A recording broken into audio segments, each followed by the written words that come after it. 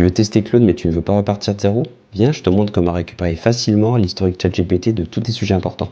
Alors la première étape est de vérifier que tu as bien activé la mémoire de ChatGPT. Pour cela, va dans les paramètres, personnalisation, tu descends tout en bas et tu vérifies que tu as bien activé ces deux cases-là. Ça donne l'autorisation à ChatGPT d'aller fouiller dans sa mémoire. Ouvre ensuite une nouvelle discussion et utilise ce prompt-là pour obtenir une synthèse exhaustive et structurée sur le sujet de ton choix. Tu n'as que cette case à compléter. Moi, je vais demander une synthèse sur mon projet professionnel, comment utiliser l'IA. Avant de lancer le prompt, active bien le mode Thinking.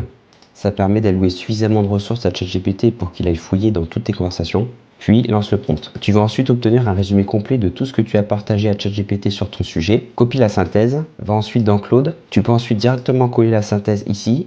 Et moi, ce que je te conseille de faire, c'est de créer un nouveau projet. Alors, le gros avantage du projet, c'est que tu auras un espace dédié à ton sujet, ce qui va améliorer nettement les réponses de Claude, car il ne sera pas pollué avec tous les autres sujets qui n'ont rien à voir.